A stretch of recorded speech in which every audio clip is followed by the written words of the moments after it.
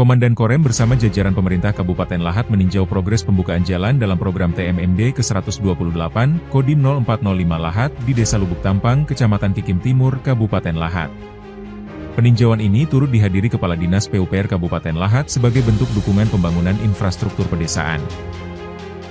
Kami tadi sudah mantau kegiatan pembukaan jalan yang dilakukan oleh TMMD, artinya di tahun berikutnya perlu adanya peningkatan di wilayah yang dikerjakan oleh TMMD, mengingat kondisi yang cukup ekstrim, artinya dengan sumber dana yang terbatas, ini yang tidak bisa mencakupi seluruh kegiatan yang berada di lokasi TMMD.